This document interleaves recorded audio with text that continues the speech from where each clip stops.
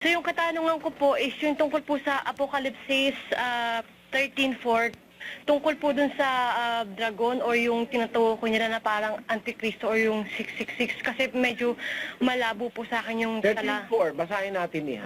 talata po na yun. At sila'y nangagsisamba sa dragon sapagkat ibinigay niya ang kanyang kapamahalaan sa hayop at nangagsisamba sa hayop na nangagsasabi, sino ang kagaya ng hayop at sinong makababaka sa kanya? Ano yung tinatanong mo dyan, Iha? Yung dragon o yung hayop? Yung dragon po, kung ano po yung dragon na tinutukoy, ito po ba'y tao or isang Ganito, Iha, no? Kung mapapansin mo yung talata, nagsisamba sila sa dragon sapagkat ibinigay ng dragon ang kanyang kapamahalaan sa hayop. So, dalawa tinutukoy, dragon at saka hayop. Yung dragon, ibinigay niya yung kanyang kapangyarihan dun sa hayop. Sino ba yung hayop? Sino ba naman yung dragon? Nasakop niya halos lahat ng tao sa mundo. Maliliit, malalaki, mayaman, mga duka, napa-under sa kanya. At yung hayop na yon, pag walang tanda ng hayop, hindi ka makakabilit basta makakapagbenta. Alam mo kung sinong hayop yon, kapatid? Puntahan nga natin pasyon. Lalo sa hayop na tanan, na kaniyang napagmasdan, katakot-takot matingnan, pitong ulot, 10 sungay, isa naman ang katawan. Talaga bang hayop yan? Pasyong Katoliko yung binabasa ko, kapatid. Yan ang binabasa pag mahal na araw. Sabi sa pasyon, doon na halimbawa, hindi naman pala talagang hayop halimbawa lang. Kapangyarihang dakila nitong malupit na diwa na siyang ipaniniwala ng imbingka o tao pala yan Yang hayop na yan, tao yan sino yan tao na yan? Ha? Ang mga milagro. Nagmimilagro pala yan. Tutulungan ng demonyo. Naku talaga sa demonyo nga ito. Siya ay makakabayo. Ano pat sa buong mundo maghahari itong lilo. Bayan pala'y hari Kaya pag may hari, may corona yan. Sa buong mundo naghahari yan. Ano ba yung tao na yan? Ang kaniyang mga aral ay mangangaral pala yan Mag-isip ka kung sino mangangaral, ma-impluensya sa buong mundo, may corona.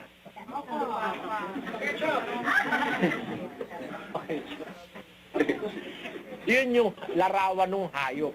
Ang kanyang bilang, 666. Bakit? Ang papa may titulo. Yung kanyang tiara, yung kanyang korona, 3 patong yon. Nakalagay doon ang mga salitang Vicarius Filii Dei. Vicarius Filii Dei, ang kahulugan nun, kahalili ng anak ng Diyos. Yung Vicarius, kahalili yun Yung Filii, anak. Yung Dei, Diyos. So, kahalili raw siya ng anak ng Diyos. Pag binilang mo yan, sa Roman numerals, ang suma niyan 666. Bakit Roman numeral? Kasi nung panahong isulat ang Biblia, ang naghahari sa Jerusalem ang Imperyo Romano. So ang ginagamit nila nung numerals ay yung Roman numerals. Kaya sa Roman numerals, kung babalik ka, hindi Arabic, ang suma nung pangalan ng Papa sa Roma, yung Vicarius Filii Dei, 660. 4 hours later. Ngayon, turo mo sa akin yan, hindi ako maniniwala. Alam mo kung bakit, Brad Josel? Bakit po, Brad Eli? Meron nga kasamang tanda eh. May tanda eh. Meron siyang magagawang tanda. Yung Antikristo na yan. Yan. Para yan, i-focus mo sa Papa sa Roma. Mali yan. At para sabihin mo na yung Iglesia Katolika, yun yung Babylonia, mali rin yun, Brad Josel. Bakit mali rin po yun, Brad Eli? Kasi yung dakilang Babylonia, yan ang ina ng mga patutot at mga kasuklam-suklam sa lupa. Hindi naman ang Iglesia Katolika ang nauna eh.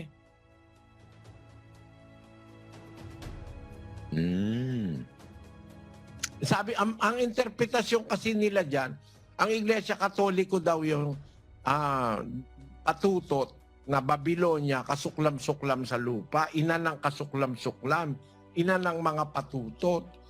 Yan. Yan ang sabi ng mga iba-ibang mangangaral. Pati Iglesia ni Cristo, yan din ang sinasabi. Tama, Hindi, tama headshot, naman baka sinabi niya gusto eh. sumagot. Standard reference yan ng tao, hindi ng Diyos. Ano ba yung tanong mo, Elipin? Ganito po kasi, kami, karamihan dito puro MCGI eh. Bumabase po kami kasi sa sa talata. Ngayon, kung hahanapan kayo ng talata, kailangan magbigay kayo. Kasi importante yun eh. Ngayon, kung di kayo makakapagbigay... Sa formal debate, yun nga yung sinasabi ng tao kanina eh. Sandali lang po, bro. Sino ba yung nagsasalita? Si Joaquin? Si Joaquin po ba? Formal debate nga yung sinasabi niya eh. Pinagtutulungan Hindi, ng tao. Joaquin, kayo po ay nagsasalita. Hindi po tayo pupunta sa aral ng mga tao. Punta tayo sa aral ng Diyos. Bigyan nyo na ng KNC yan, KNC. Hindi, dyan lang kayo magaling, adomine. Hindi bro, wala tayong tuksuan. Ganito para magkaliwanagan. Ngayon, di ba? Tulog na kasi yung mga KNC namin eh. Pag tulog na eh, wala ka ng kalaban. Tulog na yung mga Sabihin KNC mo muna namin. ako, sino ba lalaban ng debate sa inyo? KNC nga. Hindi ako, subukan ko bro. Subukan ko si Sige, sige. The Herd. Subukan ko. O sige, sino nga harap sa inyo? Ay patutunayan ko ng MCGI. Basta basta talata. Oo, ayos Baka na usapang eh. kalye. Sige, subukan ko. Tahimik po muna lahat. Huwag ko sila. Patutunayan mo, anong chance mo ba? Anong Sige, gigibayin Usapang sa'yo? kalye lang yan ha, dahil truth ha.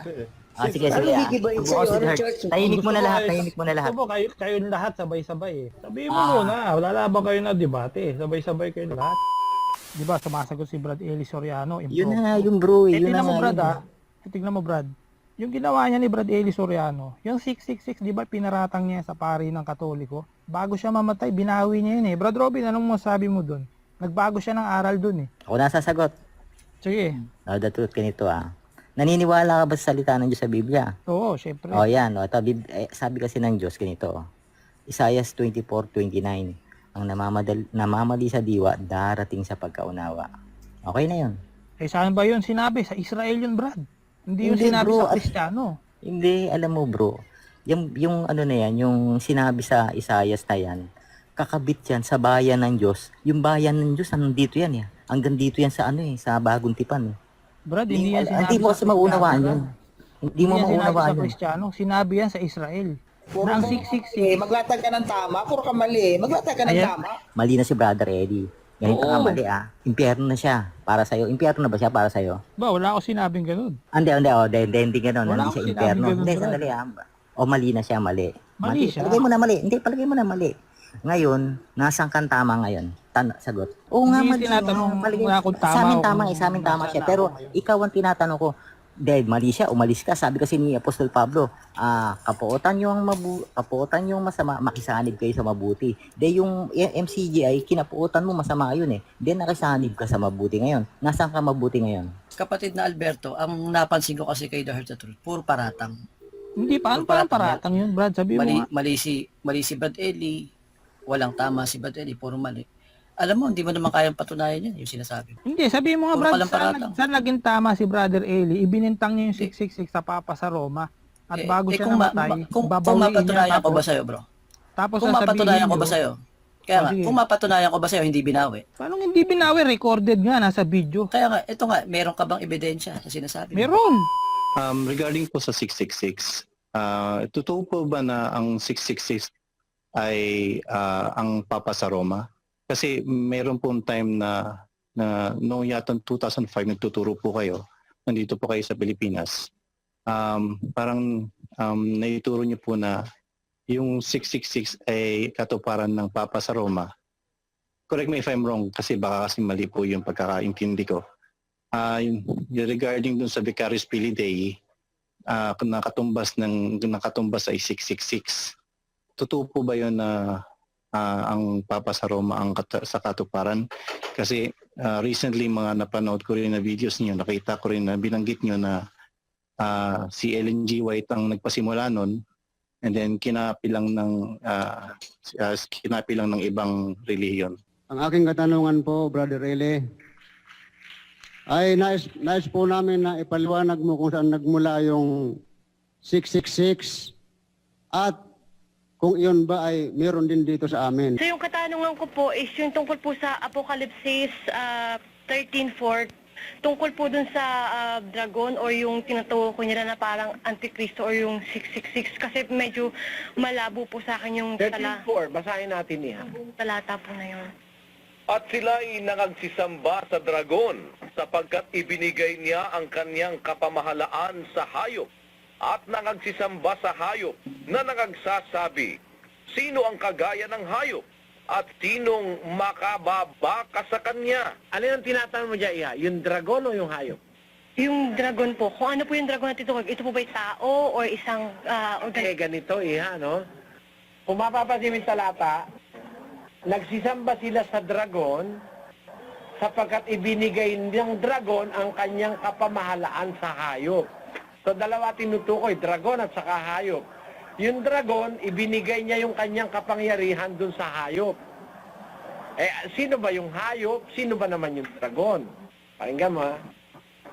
Sa 12:9 ng Apokalipsis, At inihagis ang malaking dragon, ang matandang ahas, ang tinatawag na Diablo at Satanas, ang dumadaya sa buong sanlibutan. Siya'y inihagis sa lupa at ang kanyang mga anghel ay inihagis na kasama niya. ayan, ang dragon, yung Diablo. Yung matandang ahas. Ngayon, yung hayop ba, tinatanong mo rin niya? Sino naman yung hayop na binigyan ng dragon ng kapangyarihan? Sa 13:18 ng Apokalipsis naman. Dito'y may karunungan. Ang may pagkaunawa ay bilangin ang bilang ng hayop sapagkat siyang bilang ng isang tao at ang kanyang bilang ay 666. Sa makatwid, yung hayop, hindi naman pala ito hayop talaga, symbolism lang yan. Yung hayop, nagre-represent ng isang tao. It's one man, it's a man. Tao yan, kapatid. Pero yung tao na yan may bilang 666. At itong taong ito, hindi mahirap makilala ito. Popular ito eh. Religiously speaking, ang taong ito popular. Pakinggan mo ha, sa 13:16 ng Apokalipsis. At ang lahat, maliliit at malalaki, at mayayaman at mga dukha, at mga laya, at ang mga alipin ay pinabigyan ng isang tanda sa kanilang kanang kamay o sa noo. At nang huwag makabili o makapagbili ang sinuman, kundi siyang mayroong tanda sa makatwid ay ng pangalan ng hayop o bilang ng kanyang pangalan. Yung hayop, makapangyarihan tao. Kasi sabi, lahat, malalaki, maliliit, mayayaman, mga dukha, mga laya, mga alipin, pinagbibigyan niya ng tanda sa kanang kamay at saka sa noo. Yan yung tao na yun. Nasakop niya halos lahat ng tao sa mundo. Maliliit, malalaki, mayaman, mga dukha, napa-under sa kanya. At yung hayop na yon, pag walang tanda ng hayop, hindi ka makakabilit basta makakapagbenta. Alam mo kung sinong hayop yun, kapatid? Puntahan nga natin pasyon. Lalo sa hayop na tanan, na kaniyang napagmasdan, katakot-takot matingnan. 7 ulot, 10 sungay, Isa naman ang katawan. Talaga bang hayop yan? Pasyong Katoliko yung binabasa ko, kapatid. Yan ang binabasa pag mahal na araw Sabi sa pasyon, doon na halimbawa. Hindi naman pala talagang hayop halimbawa lang. Kapangyarihang dakila nitong malupit na diwa na siyang ipaniniwala ng imbingtausan. Tao pala yan Yang hayop na yan, tao yan sino yan tao na yan? Ha? Ang mga pamimilagro. Nagmimilagro pala yan. Tutulungan ng demonyo. Naku talaga sa demonyo nga ito. Siya ay makakabayo. Ano pat sa buong mundo maghahari itong lilo. Bayan pala'y hari Kaya pag may hari, may corona yan. Sa buong mundo naghahari yan. Ano ba yung tao na yan? Ang kaniyang mga aral ay mangangaral pala yan Mag-isip ka kung sino mangangaral, ma-impluwensya sa buong mundo, may corona.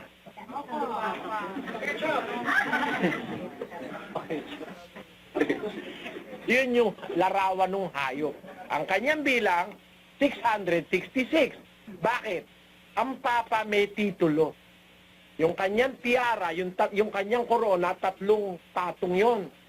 Nakalagay doon ang mga salitang Vicarius Filii Dei. Vicarius Filii Dei, ang kahulugan nun, kahalili ng anak ng Diyos. Yung Vicarius, kahalili yun Yung Filii, anak. Yung Dei, Diyos. So, kahalili raw siya ng anak ng Diyos. Pag binilang mo yan, sa Roman numerals, ang suma niyan 666. Bakit Roman numeral? Kasi nung panahong isulat ang Biblia, ang naghahari sa Jerusalem ang Imperyo Romano. So ang ginagamit nila nung numerals ay yung Roman numerals. Kaya sa Roman numerals, kung babalik ka, hindi Arabic, ang suma nung pangalan ng Papa sa Roma, yung Vicarius Filii Dei, 666. Babalikan natin yung Biblia. 13:18. Dito'y may karunungan. Ang may pagkaunawa ay bilangin ang bilang ng hayop sapagkat siyang bilang ng isang tao. Ano bilang? At ang kaniyang bilang ay 666. Swak na swak, kumbaga sa basket. Hindi pwedeng magkamali, may bilang na Ang bilang ginagamit yan to be certain, to be exact. Ang bilang ng hayop na isang tao na mangangaral, na nagmimilagro, na makapangyarihan sa buong mundo, anong bilang? 666. Sa Papa lang nandun yan. Kahalili raw siya ng anak ng Diyos. Antikristo yan Alam mo kung bakit? Walang kahalili si Kristo. Pinalitan niya. 7:23 ng Hebreo. At katotohanang sila'y marami sa bilang na naging mga saserdote, sapagkat dahil sa kamatayan ay napigil sila ng pagpapatuloy.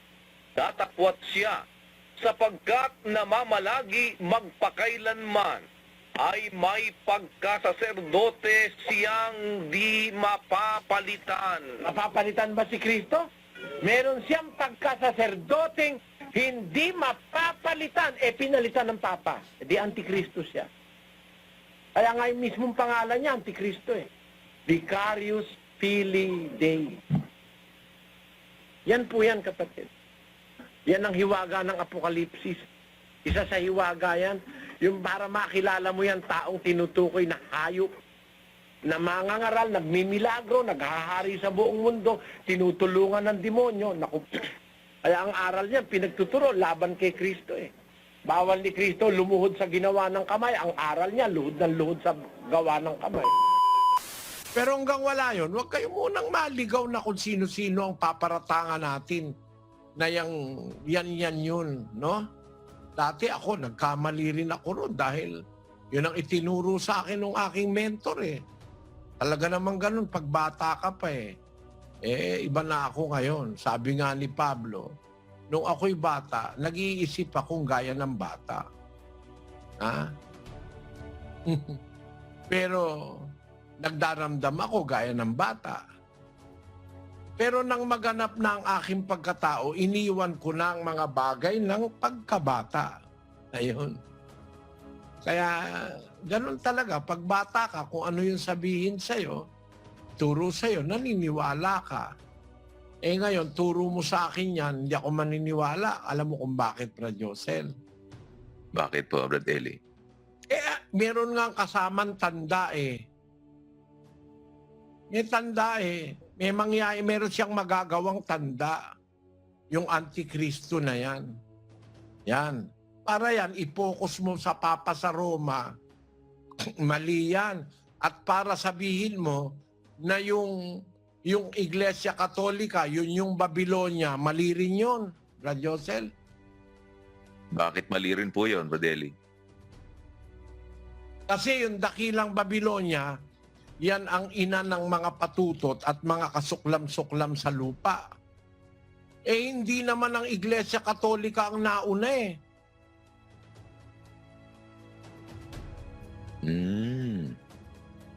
Sabi, ang interpretasyon kasi nila dyan, ang Iglesia Katoliko daw yung patutot na Babylonia, kasuklam-suklam sa lupa, ina ng kasuklam-suklam, ina ng mga patutot. Yan. Yan ang sabi ng mga iba-ibang mangangaral. Pati Iglesia ni Cristo, yan din ang sinasabi.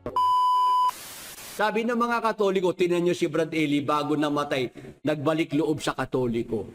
Binawi yung kaniyang turo, aral na ang 666 ang Papa sa Roma. Sabi ni Brad Eli, kasi naman mga kapatid, si kapatid na Peris, sa kanya ko narinig na ang Papa sa Roma ang 666. Bata pa kasi ko nun sabi ni Brad Eli, kaya ako ni kapatid na Peres, na-impluwensyahan niya ako. Na yung 666 ang Antikristo, ang Papa sa Roma. Alam niyo po mga kapatid, mga ka-Bible study, nung ako po'y bago sa Apalit, Pampanga, di kinikwento sa akin ni Brad Eli, alam mo ka Brad Willie, lahat ng pulong ko sa Pampanga talagang blockbuster. Pinipilahan talaga ng mga tao. Talagang maraming nakikinig. Kaya lang Brad Willie, pagka yung mga patapos na yung pulong ko, nangangaunti na, nababawasan na mga tao. Ba't ako Brad Eli, nababawasan pagka mga patapos na? Kasi binibira ko na Katoliko sa mga panghuling gabi. Talaga dinidiinan ko ang Antikristo, ang 666, ang Papa sa Roma. Kaya naman binabato ng mga kapampangan ng pulong ko. May mga kapatid nga tinamaan ng bato Sabi ni Brad Eli, yung mga bato na yun, dinadampot niya. Pinupulot niya at souvenir. At nilagay pa ni Brad Eli sa kanyang museum. Di ba nilagay yung mga bato, inipo ni Brad Eli, tapos nilagyan ng caption, mga bato sa pulong na ibinato kay Brad Eli. Ewan ko lang kung nandun pa yung museum. Wala akong balita. Balitaan nyo ako kung nag-i-exist pa yung museum dyan. Kasi balita ko talagang balak ng burahin si Brad Eli sa alaala ng mga miyembro Ayaw na siyang maalala noong pumalit na leader. Kaya pati pala mga video si Brad Eli sa website, na lahat, naka-private account na. Oo. Na-inform po ako na yung mga video si Brad Eli na dati may access. Ang sino man sa mga website na yon, ngayon hindi na po mapapanood yun. Naka-private na kasi. Ibig sabihin, ayaw na pong yung mga videos ni Brad Eli mapanood pa, mapakinggan pa ng publiko. O ngayon, ba't tayo nakarating dyan? Kasi yun nga mga bato. Doon sa museum, nakita ko pa yun eh. Inipon ni Brad Eli kasi yun ang mga ibinato sa kanya sa pulong noong ituro niya na ang Papa sa Roma ang 666. Ngayong naunawaan ko nga po, pinagkaloob ng Holy Spirit na hindi naman pala yung Papa sa Roma ang Antikristo, 666, naisip ko tuloy, dapat lang talagang batuhin si Brad Eli noong panahon na yun.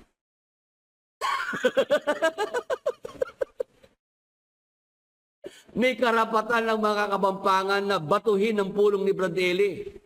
Bakit? Kasi pinaparatangan niya yung Papa sa Roma na yun ang Antikristo, yun ang 666. Mga kapatid, mga ka-Bible study.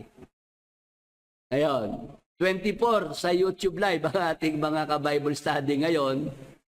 Sa Facebook Live, 15. Yan, salamat po sa mga nadagdag pa na mga kasama. Pakishare niyo lang po ang link ng ating mga videos sa inyong mga kabag-anak, mga kaibigan at mga kakilala. Sige po, mag-umpisa na po tayo sa ating paksa. Yung hula na silang namamali sa diwa darating sa pagkaunawa, ayon po sa ating paksa, hindi yan para sa mga Kristiyano.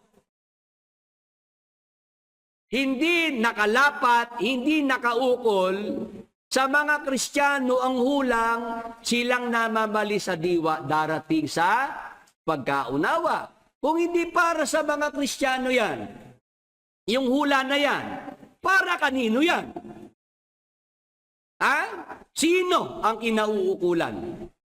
Nang hulang silang namamali sa diwa darating sa pagkaunawa. Kasi nga, sa aking karanasan, yung hula na yan, silang namamali sa diwa darating sa pagkaunawa, nadinig ko yan, 16 years old lang ako.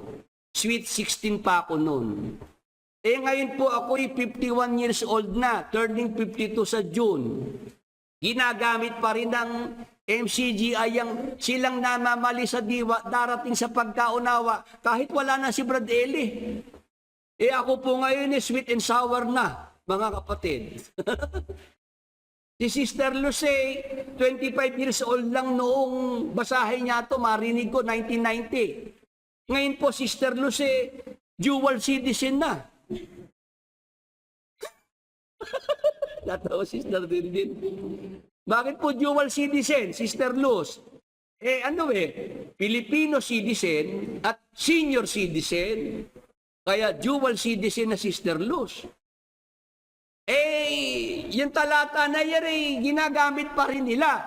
Silang namamali sa diwa darating sa pagkaunawa. O kaya doon pa lang, kumbinsido na ako na hindi para sa mga Kristiyano yung hula na yan. Ngayon, bakit? Bakit hindi para sa mga Kristiyano? Ang hulang silang namamali sa diwa ay darating sa pagkaunawa. O basahin agad natin ang sagot. Dito po sa isang talata ng Juan 16:13, lundo agad ng paksa. Umbagay, direct to the point na tayo. Ito po ang sagot. Gayunmay, kung siya, ang espiritu ng katotohanan ay dumating, ay papatnubayan niya kayo sa buong katotohanan. Ang kausap po rito, mga kapatid, mga ka-Bible study ng Panginoong Jesucristo ay ang mga Kristiyano. Tama po. Ano sabi niya sa kanyang mga alagad, sa mga Kristiyano? Kung siya ang Espiritu ng katotohanan, yun nga po ang Espiritu Santo, Holy Spirit. Kung siya, ang Espiritu ng katotohanan ay dumating, ano gagawin po ng Holy Spirit, ng Espiritu ng katotohanan? Ay papatnubayan niya kayo sa buong katotohanan.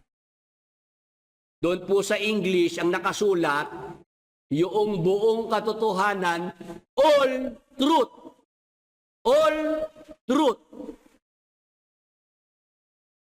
yung Holy Spirit, siya ang guide ng Kristiyano sa all truth. Di ho ba yung sa social media, nakasanayan na po yung sana all. Di ba na? Sana all. Ayan. Kaya ho, dinidiinan ko yung all truth. Lahat ng katotohanan. Buong katotohanan. Ang Holy Spirit, siya ang ating guide. Siya ang patnubay natin sa buong katotohanan, lahat ng katotohanan. Kaya ang tanong ko po, mga kapatid, mga ka-Bible study, o sa mga closet exiters, sa mga dating manggagawa sa MCGI, pagka ikaw ay ginagabayan, pinapatnubayan ng Holy Spirit, magkakamali ka ba? Ha? Ikaw ba'y magkakamali tungkol sa mga turo, aral ng Panginoong Hesukristo? Kung ikaw, Kristiyano, ay pinapatnubayan ng Holy Spirit. Is there any possibility na ikaw ay magkamali sa mga turo, aral ng Panginoong Hesukristo kung nasa iyo ang patnubay ng Holy Spirit? Ano po sagot ng mga kapatid? Ano po sagot ng mga nasa online, sa Facebook, nasa YouTube? Sige po. Pwede po ba kayong mag-comment dyan? Yung mga kasama natin, lalo yung mga nagmanggagawa sa MCGI. Ito sinasabi ni Jesus Christ Pagdating ng Espiritu Santo sa mga Kristiyano, ano gagawin ng Espiritu Santo? Gagabayan niya, papatnubayan niya ang mga Kristiyano sa buong katotohanan, sa lahat ng katotohanan. Kaya paanong magkakamali ang Kristiyano sa mga turo, aral ng Panginoong Hesukristo? Nandiyan ang Holy Spirit para ikaw ay patnubayan, gabayan sa buong katotohanan. Amen! Praise the Lord! Hallelujah! Sa mga nasa online, amen po ba? Mag-amen naman po yung mga nasa Facebook, nasa YouTube. Diyan pa lang sa talata na yan, maliwanag na yung hulang silang namamali sa diwa, darating sa pagkaunawa, hindi para sa mga Kristiyano yan. Bakit? Kasi pagka ikaw ay Kristiyano, pinapatnubayan ng Holy Spirit, hindi ka magkakamali sa mga aral, turo ng ating Panginoong Hesukristo. Nagkakaintindihan po. Kaya kung ang MCGI, ginagamit po yung hula, silang namamali sa diwa, darating sa pagkaunawa, pag tayo po ay nag-analyze, lumalabas, ang mga nasa MCGI, hindi mga Kristiyano. Tama po ba? Tama po ba? Kasi, bakit ang mga nasa MCGI, hindi nila nauunawaan yung mga turo ng Panginoong Hesukristo? Nagkakamali-mali sila. Lumalabas, hindi pala mga Kristiyano itong nasa MCGI. Walang patnubay ng Espiritu Santo. Amen! Ganun po ang pag-a-analyze. Mga kapatid, mga ka-Bible study, gamitan mo rin ng logic. No? Kung ang MCGI, yan Christian Church, hindi magkakamali sa mga turo, aral ng Panginoong Hesukristo. Bakit? Mayroong guidance ng Holy Spirit. May patnubay ng Holy Spirit. Aminado si Brad Eli nung nabubuhay pa siya, Hindi natin naunawaan yan nung araw sa panahon ng kapatid na Perez. O ngayon ika, nauunawaan natin kasi natutupad ng hula. Silang namamali sa diwa, darating sa pagkaunawa. Hindi pwedeng gamiting batayan yung hula na yun, na silang namamali sa diwa, darating sa pagkaunawa kasi ang mga Kristiyano, pinapatnubayan ng Holy Spirit sa buong katotohanan. Amen. Malino po, masala po, kalugurang pengari, kapatid. Aintindihan niyo po. Pagka ang iglesia, Kristiyano, Christian Church, may patnubay ng Holy Spirit. Pagdating sa mga aral, turo ng Panginoong Jesucristo, alam nila yon. Hindi sila magkakamali dahil pinapatnubayan ng Holy Spirit. Kaya yung mga nasa MCGI, gising! Gumising kayo dyan. Yan ang patunay na walang Holy Spirit sa MCGI. Kasi mali-mali turo Mula pa sa kapatid na Perez, hindi naunawaan. Tapos naunawaan lang sa panahon ni Brad Eli. Nung pumasok na si KDR, eto salita ni KDR, Brad Josel, maraming itutuwid tayo.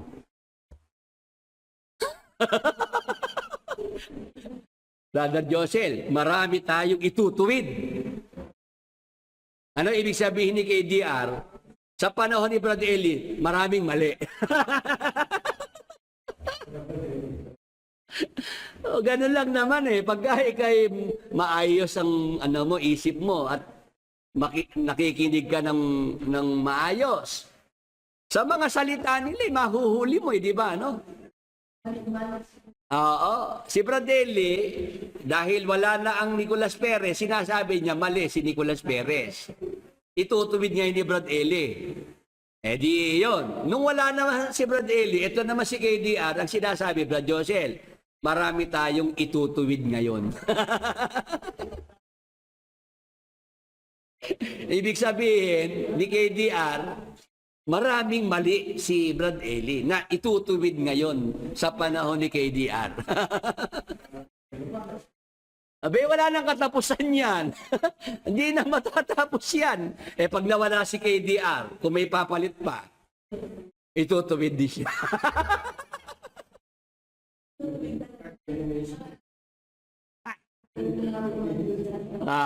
Huwag lang kayong mapipikon sa akin na. Meron ho kasi napipikon. Yan kasi Brad Willie, ang lakas makaasar niyan. Yun daw tawa ko, ang lakas daw makaasar. Kaya ako yung humihingi na ng paumanhin. Hayaan nyo na ako matawa. Doon na lang ako bumabawi Sabagay si Brad Eli na nabubuhay, sabi sa akin, Brad Willie, yung tawa mo, ang lakas makaasar.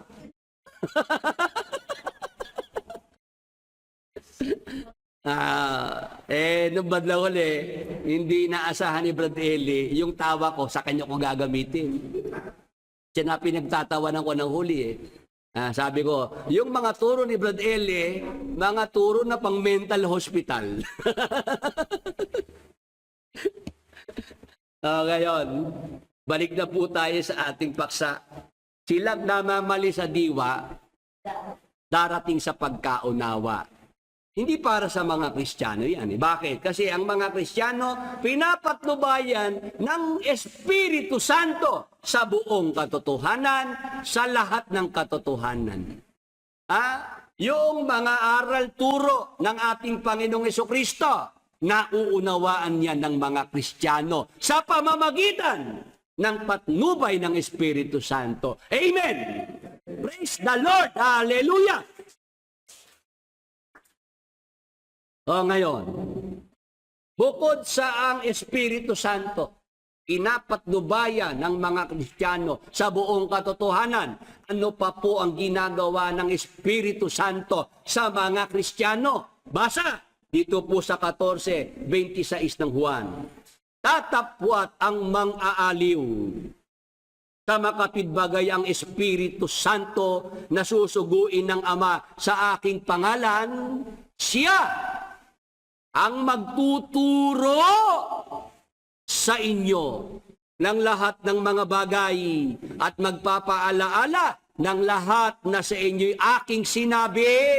Mga kapatid, mga ka-Bible study, ano pa po ginagawa ng Holy Spirit sa mga Kristiyano? Aba, ang Holy Spirit po, siya po ang nagtuturo. Siya ang tagapagturo ng mga Kristiyano. Amen! Kasi paalis na si Jesus Christ eh. O ngayon, yung pagtuturo sa mga Kristiyano, ang magpapatuloy nun ay ang Holy Spirit. Sabi po ng ating Panginoong Jesucristo, ang Espiritu Santo na susuguin ng Ama sa aking pangalan, siya, ang Holy Spirit, ang magtuturo sa inyo ng lahat ng mga bagay at magpapaalaala ng lahat na sa inyo'y aking sinabi. O, paano magkakamali ang mga Kristiyano sa mga aral ng Panginoong Jesucristo? Nandyan ang Holy Spirit, ginagabayan ng mga Kristiyano at tinuturuan ng mga Kristiyano. Amen. Nagkakaintindihan po sa ating mga kapatid, mga ka-Bible study sa Facebook at YouTube. Papaanong magkakamali ang mga Kristiyano? Ang Holy Spirit, ang gawain niya, patnubayan ng mga Kristiyano sa buong katotohanan, tapos ituro sa mga Kristiyano ang mga aral, ang mga salita ng Panginoong Hesukristo. Siya rin ang magpapaalaala sa mga Kristiyano sa mga aral, mga itinuro ni Jesus Christ. Amen! Tagalog naman po ang pagsasalita ni Brother Willie. Kaya alam kong yan po'y madaling maintindihan ng mga nakikinig. Ngayon, ano pa po ang ginagawa ng Holy Spirit sa mga Kristiyano? Bukod sa patnubay ng mga Kristiyano, tagapagturo ng mga Kristiyano, ang Holy Spirit, ano pa po ang ginagawa ng Holy Spirit para sa mga Kristiyano? Gawa 6:9 hanggang 10, magandang balita Biblia. Minsan, nakipagtalo sa kanya, ang tinutukoy po si Esteban. May nakipagtalo kay Esteban. Minsan nakipagtalo sa kanya ang ilang kasapi ng sinagoga ng mga pinalaya na binubuo ng mga Hudyong taga Cirene, Alejandria, Cilicia at Asia. Ngunit wala silang magawa sa karunungang kaloob ng Espiritu kay Esteban. Mga kapatid, mga ka-Bible study, ano pa po ang ginagawa ng Holy Spirit para sa mga Kristiyano? Isang Esteban, Kristiyano, nakipagtalo, nakipagdebate. May salitaan niya na. Hello. Ang pakikipagtalo, pakikipagdebating ginawa ni San Esteban, may lumalabas na salita sa bibig ni San Esteban. Huwag kayong magpauto kay KDR. Si KDR, nung mawala si Brad Eli, naglabas siya ng kanyang pagtuturo tungkol sa debate na walang kibuan, walang salitaan. Sabi pa ni KDR, kung papaanong pwede kang makapangaral na hindi ka nagsasalita, kapatid na Eli, pwede din hubang makipagdebate nang hindi ka kumikibo? Pinlay yung video ni Brad Eli. Naka-cue na. Exactly, that's my point. Lukuhan ng maliwanag. Yung video ni Brad Eli, sinapchap at pinlay doon sa punto na gusto ni KDR na sang-ayunan siya ni Brad Eli.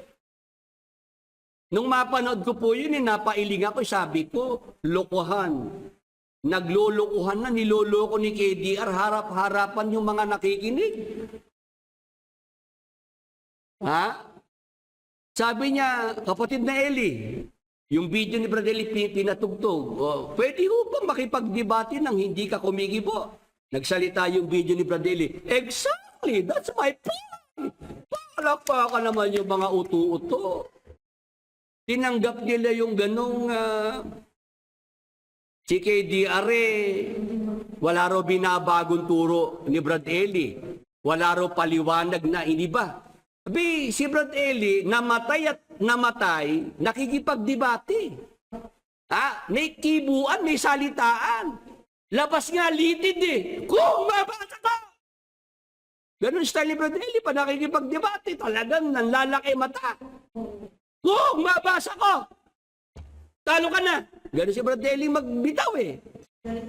Tapos si KDR, dahil hindi niya kaya makipagdebate, makipagdiskusyon, yun naman ang totoo nun eh. Hindi niya kaya. Kaya siya nag-imbento ng debating walang kibuan, walang salitaan, dadaanin na lang daw sa gawang mabuti. Talaga hong, ewan ko na lang, may mga nandyan pa, naiwan pa kay KDR. Pinagtatanggol na nila Sister Luz, wala raw binago si KDR na turo ni Brad Eli. Parehas pa raw ang paliwanag. Diyan pala sa debate na yan, magkaiban eh. Kay KDR, may debating walang salitaan, walang kibuan. Samantalang si San Esteban, nakipagtalo, nakipagdebate. May salitaan yun eh. Ngayon, bakit hindi makaubra, hindi makapanaig yung mga nakikipagtalo kay San Esteban? Ang sabi rito wala silang magawa sa karunungan, kaloob ng Espiritu kay Esteban. Ano ibig sabihin? Ang Holy Spirit nagbibigay ng karunungan sa mga Kristiyano. Amen. Paano magkakamali ang mga Kristiyano sa mga turo, aral ni Jesus Christ? Ang Holy Spirit, papatnubayang ka sa buong katotohanan. Ituturo sa iyo, ipapaala-ala sa iyo ang mga salita ni Jesus Christ. Amen. Tapos, ang Holy Spirit, pagkakalooban ka pa ng karunungan. Nagkakaintindihan po. Kaya nagawa ni San Esteban na makipagdebate na may salitaan. Ng Apostol Pablo nakipagdebate na may salitaan at hindi sila nadaig, hindi sila natalo sa kanilang pakikipagdebate, pakikipagtalo sa mga tumututol kasi mayroong karunungan na ipinagkaloob ang Espiritu Santo. Ngayon, yung karunungang ipinagkakaloob ng Espiritu Santo sa mga Kristiyano, kaya niya ginagawang magbigay, magkaloob ng karunungan sa mga Kristiyano kasi may pangako si Jesus Christ sa mga Kristiyano. Ano po yung pangako na yon? Basa sa Lucas 21:14 hanggang 15. Ito po ang ating mababasa.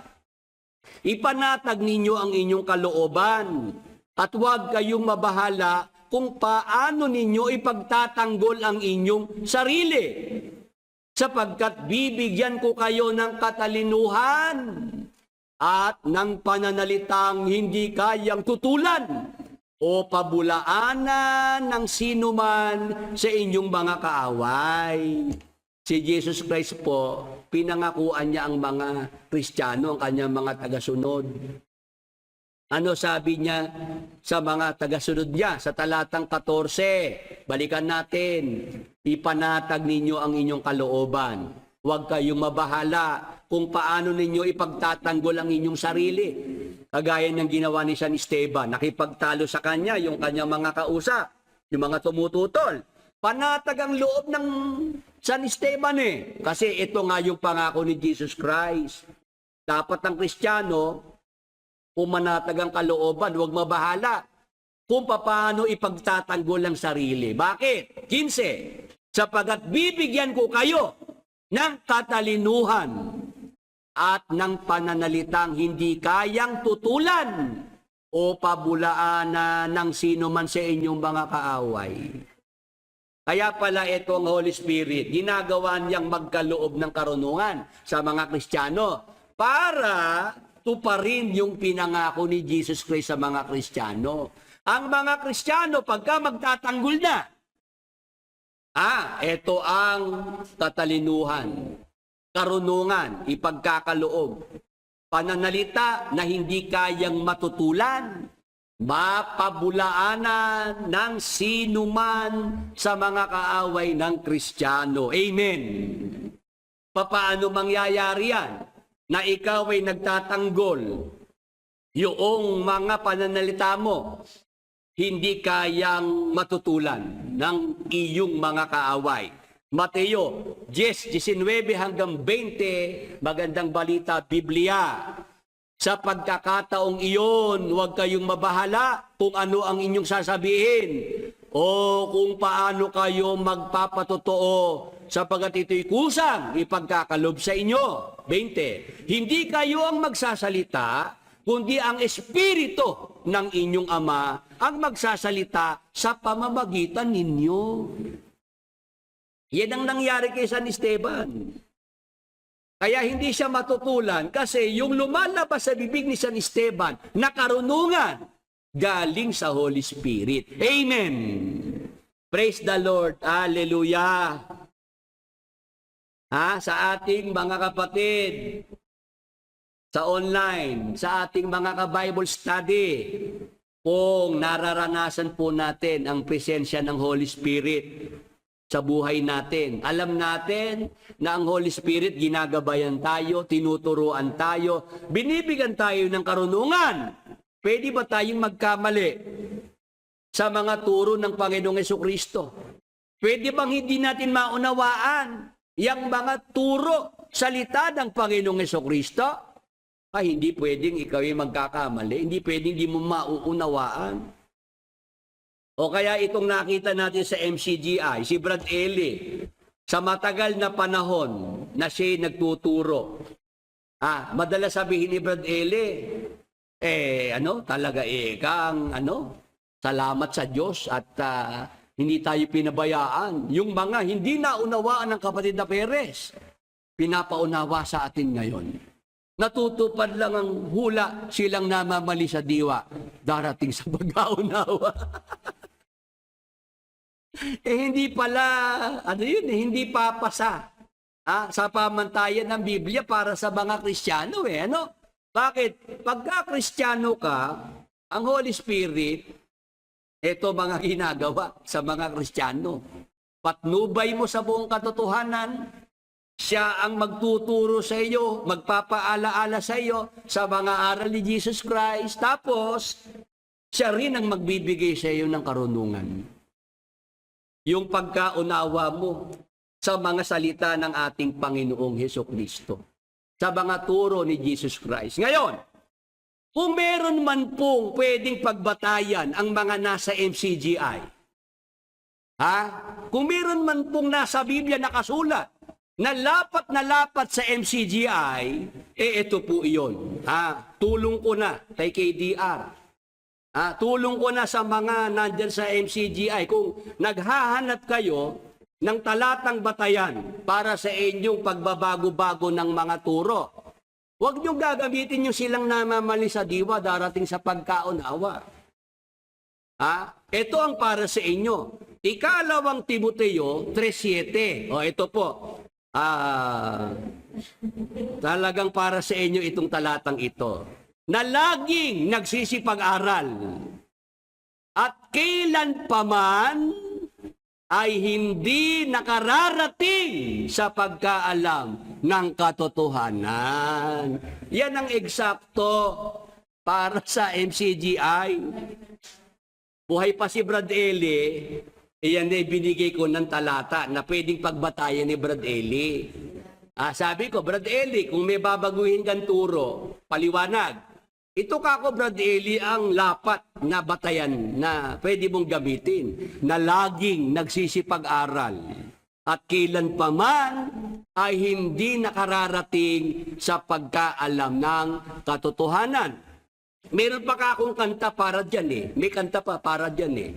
Nandiyan ka na naman, tinutukso-tukso ang aking puso. Ilang ulit na bang iniiwasan ka, di na natuto. Sulyap ng iyong mata, laging nadarama kahit malayo. Nahihirapan na, lalapit-lapit pa, di na natuto. Yan ang pwede dyan sa MCGI. Na laging nagsisipag-aral at kailan pa man ay hindi nakararating sa pagkaalam ng katotohanan. O, tingnan nyo lang, yung lang turo na malaking kapighatian. Di ba mga kapatid? Natatandaan nyo yung malaking kapighatian na yan? Maraming buhay ang sinira yung turo na yan ni Brad Eli. Oo, salamat na lang. Hindi kayo naniwala. Pinatigil sa pag-aaral ang mga estudyante, yung mga professional huminto sa kanilang mga trabaho. Sinabihan ni Brad Eli, mag-aral na lang ng manggagawa. Yung mga binata dalaga, wag nang mag-asawa dahil may malaking kapighatian. Mahirap ang buhay na ikaw ay may asawang buntis, may sanggol ka na hawak sa panahon ng malaking kapighatian. O tapos, dahil si Brad Eli nakikinig sa akin, napatunayan niya, tama yung argumento ko, ng malaking kapighatian na hindi para sa mga Kristiyano, hindi mararanasan, binago ni Brad Eli yung turo niya tungkol sa malaking kapighatian, 2016. From 1990 hanggang 2016, nagturo si Brad Eli ng malaking kapighatian. Nung mapakinggan niya ako at makumbisi ko siya, saka lang niya binago yung malaking kapighatian. At eto na lang ang palusot ni Brad Eli. Kasi naman din natutunan ko kay kapatid na Peris yan eh. Yung malaking kapighatian na yan. Mabuti na lang ika. Bago ako mamatay, naunawaan ko na yung palang malaking kapighatian, kaya hindi mararanasan ng Kristiyano kasi yan ay mangyayari pagkatapos ng 1,000 taon ng paghahari ng Panginoong Jesucristo. Naloko na. Sabi ni Brad Eli, mabuti na lang at natupad yung hula sa atin. Silang namamali sa diwa, darating sa pagkaon. Ang nangyayari sa MCGI, yung turo ni Brad Eli ngayon, pwedeng bukas hindi na yun ang turo niya. Tama po. Yung kanyang paliwanag ngayon, pwedeng sa 1 linggo, iba na yun. Si Brad Eli ang may sabi sa akin, dapat ang katotohanan ni palaging pirmi. Palaging yan ni eksakto. Para lang ikang pagbilang, 1 + 1, 2. Di po ba? Hindi naman nabago yun eh. Kahit ako noong nag-aaral pa lang akong bumilang. Ako pre-kinder, grade 1. 1 + 1 = 2. Hanggang tumanda na ako, yun pa rin ang sagot. 1 + 1 = 2. Sa MCGI kay Brad Eli, hindi ganun eh. 1 + 1 ngayon = 2. Bukas, 1 + 1 = 2.5. Naloko na. Ganun ang nangyayari eh. Nagbabago-bago eh, nag-e-evolve. Yung mga turo ni Brad Eli. Kung kayo lang ay mahusay na tagapakinig, matalas ang inyong mga isip, madali nyo maintindihan sinasabi ni Brother Willie. Pwede ba kayong magtitiis ba kayo sa ganyang iglesia na ang turo'y pabago-bago? Hindi ba kayo, mga magulang, sige, mag-usap tayo ng totohanan. Kayo, pag may mga anak kayo, gusto nyo mag-aral ang inyong mga anak sa eskwelahang maayos. Di ba? Matinong eskwelahan. Ang matututunan ng inyong mga anak ay maayos. Pwede ba naman sa eskwelahang papasukan ng inyong mga anak ang tinuturo, 1 + 1 = 2. Next year 1 + 1 = 3. May pwede pa namang doon mag-aral ng mga anak natin. Ayun naman. Pagdating sa eskwelahan, maselan tayo, di ba? Para sa ating mga anak. Ngayon, pagdating sa iglesia, ang iglesia po'y paaralan din naman yan. Di ba? Yan ang eskwelahan para tayo maturuan. Magtsatsaga kayo sa iglesia pabago-bago ng turo. Hindi pirme. At magdadahilan lang. Kaya naman nagbabago-bago ang turo, may hulang natutupad. Silang namamali sa diwa, darating sa pagkaunawa. Si Brad Eli, bago siya namatay, ang sabi pa ni Brad Eli, kaya nga tayo ang iglesyang totoo. Kasi bago-bago ang ating turo. Naloko na.